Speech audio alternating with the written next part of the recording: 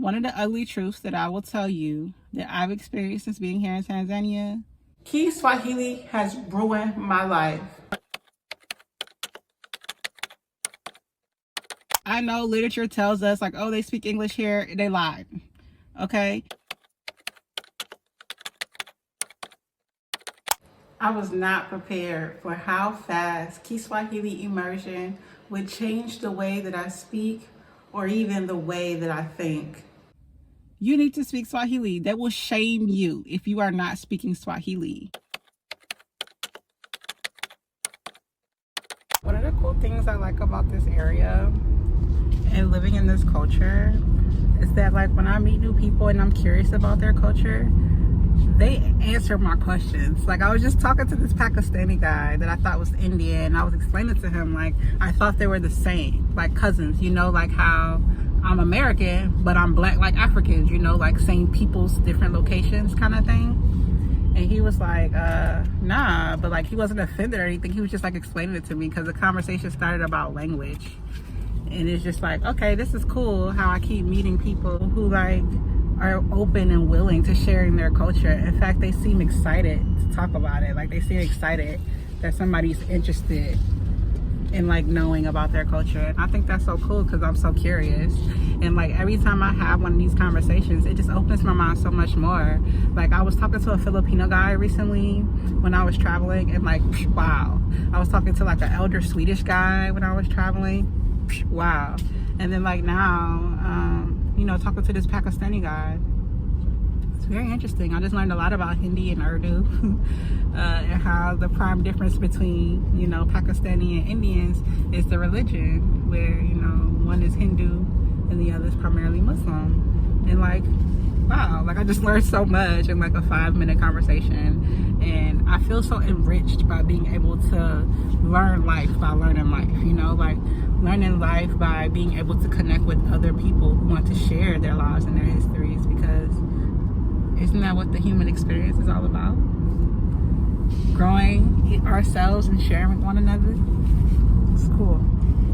Because of this paradigm shift, my mind has exploded and expanded. The life that I once lived is now ruined. I find myself mixing English and Kiswahili unintentionally. When I'm working, sometimes I have to remind myself English, Kiingereza, English, Kiingereza. It's time to speak English. It's interesting. The bilingual pause is something I did not anticipate either. When I have intention to speak one language and my brain is telling me to speak another, I have to kind of pause for a moment before I can speak. And that is something that's interesting for me because I'm used to just saying whatever, however, just without even thinking about it. The Bantu language is a pidgin language that has existed for hundreds, maybe thousands of years at this point in time. It is developed over time, like all languages do, but it's included influences from the German, the Arabic, the English.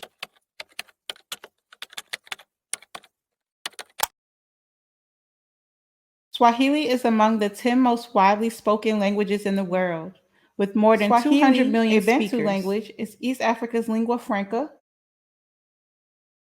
an official language in Tanzania and Kenya, where it is spoken by the majority of the population. Jina lako nani?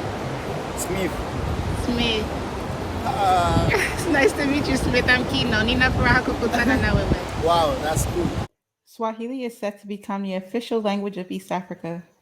Uganda finally adopts Kiswahili as official language.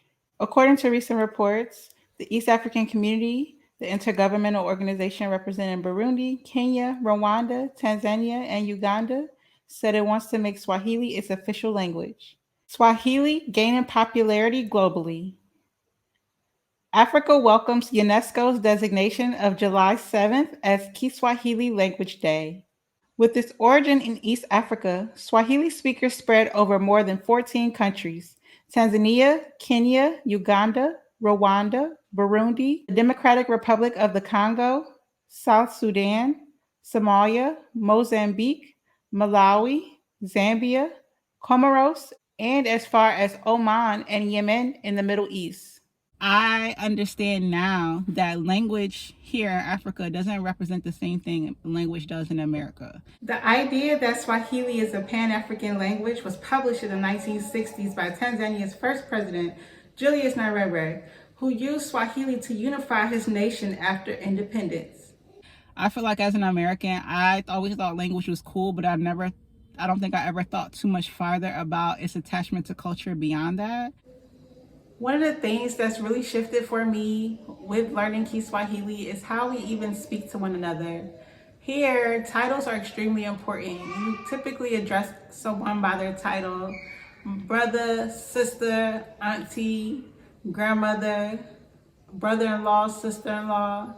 It's very important to address someone by their title.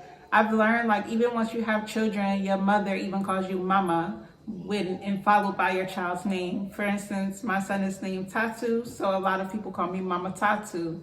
I find that relationships are so important in the language, which is a direct reflection of the culture. It reminded me how deeply language impacts culture and culture impacts language. In fact, I would argue at this point in time that they probably are one and the same. Because of this paradigm shift, I'm no longer able to think the way that I used to think, consider things in the ways that I used to consider them. I now have been indoctrinated into a whole new culture where not only do I speak a new language, but I consider day-to-day interactions completely different than I once did. The Kiswahili language comes with a lot of nuances Because I'm consumed constantly with the English language. I feel very empowered by the fact that I'm learning Kiswahili by being fully immersed in the culture and its language in a country that has revolutionized its power in the Pan-African movement. Once I became immersed in Kiswahili, I began to connect some dots. The holiday of Kwanzaa was derived using pillars of Kiswahili. Kwanzaa in itself in Kiswahili means first. I also started to realize how cultural influences like The Lion King had impacted me, and I had not even realized Kiswahili was a culprit. It's safe to say Kiswahili has been ruining my life for some time now, but it's nice to know that I'm now aware of how great the impact has been and will be in the life that I'm getting to live here. Now being abroad, and learning how others move about as well as the history of things, language was the pillar of what made a tribe. Like, I used to think a tribe was, like relational or something like that. I don't necessarily know what I thought or whatever. But now I understand, like, language was like the pillar of what made a tribe. Under the leadership of President Julius Nyerere, the country was united with the use of Kiswahili. To this day, Kiswahili stands as a powerful uniting tool amongst East African countries. It is even argued to be the language that will unite the continent of Africa.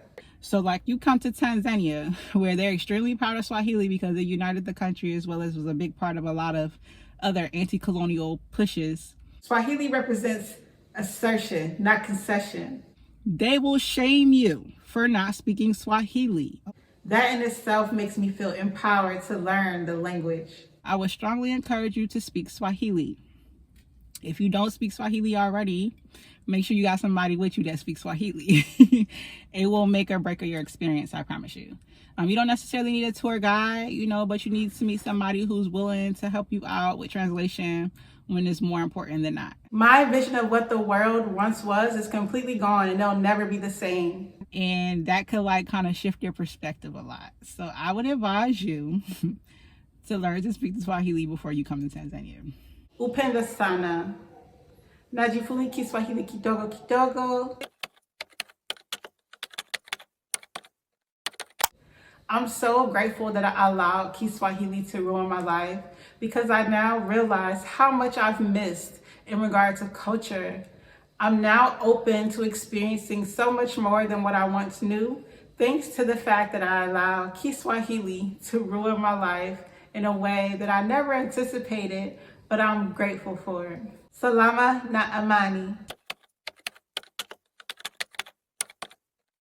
So another ugly truth that I find here is, it's hard to explain, but